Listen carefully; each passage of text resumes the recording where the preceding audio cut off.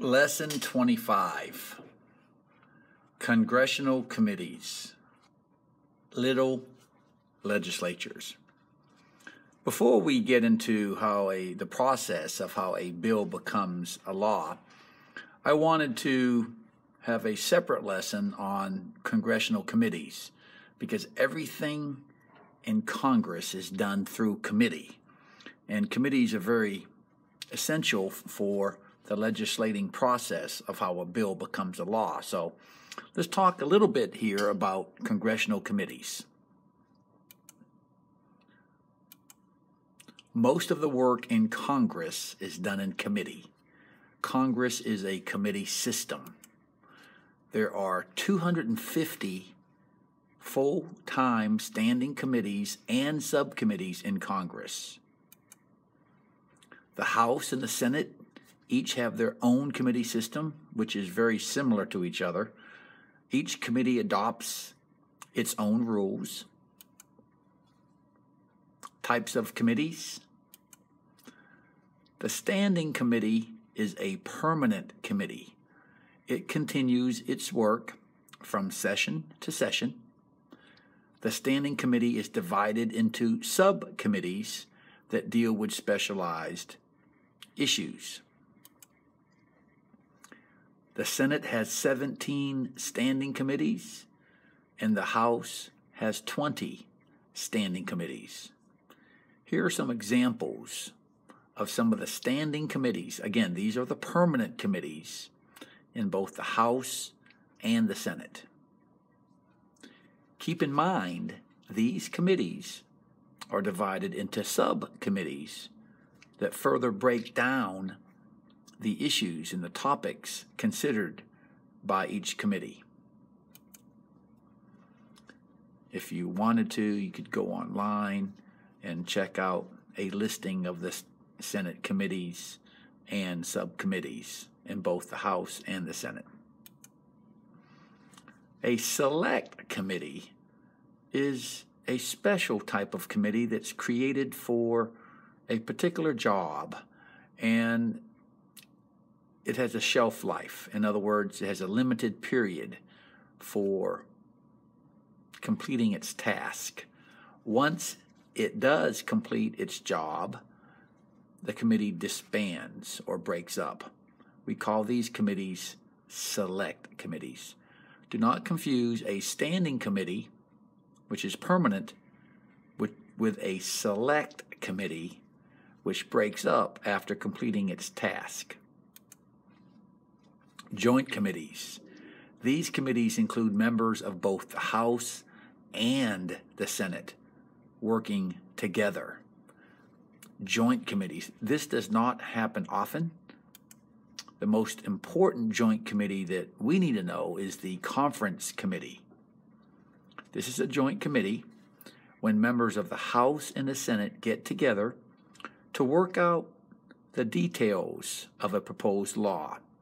We'll talk more about this in our next lesson.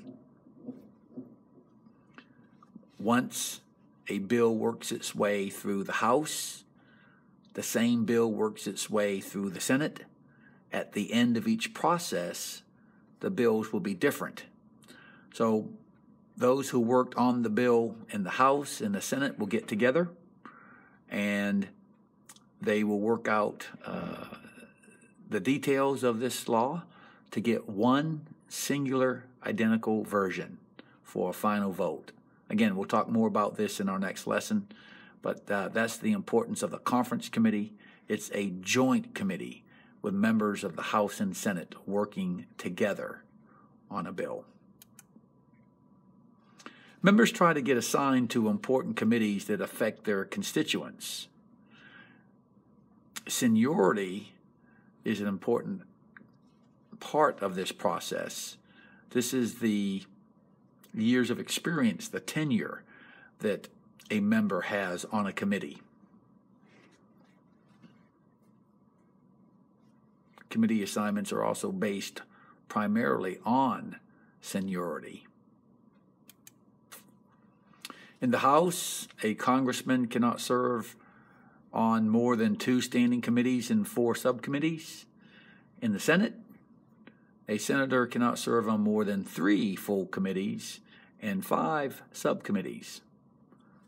You are spending a lot of your time in Congress working in committee, running from one committee meeting to another.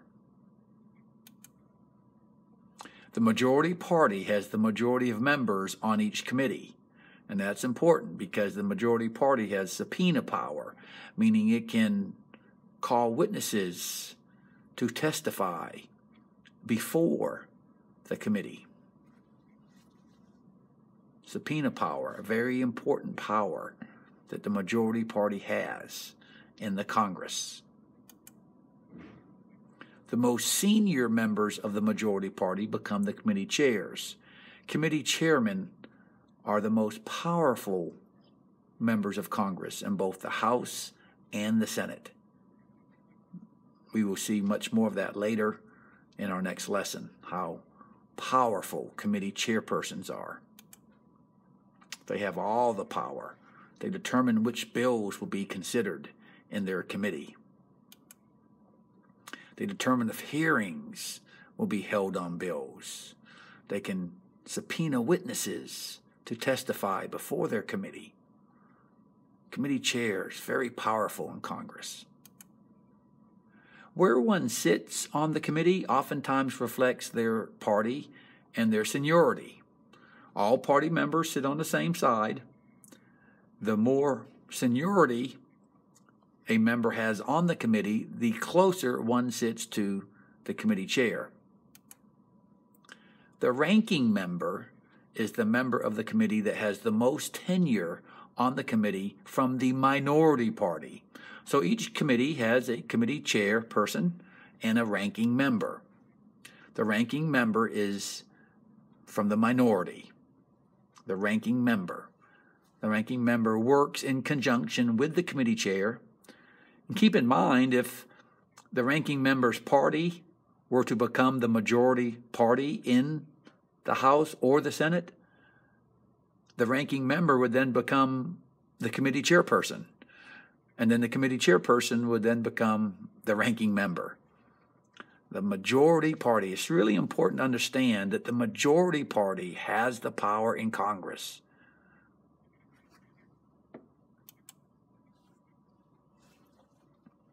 You can see this is the House Committee on Financial Services, and sitting right up there by the American flag, the upper right of the picture, you have the committee chairperson, and then sitting to his left is the ranking member. So all of the persons on the majority party would be to the committee chair's right, and then the minority would be sitting to the ranking member's left. The people, the members of Congress here, in this case the congressmen, who are sitting on the front row, they have the least tenure on that committee. The congressmen sitting on the back row, they have more tenure. Literally where you sit in the committee room, in the committee, reflects your tenure or your seniority with respect to that committee.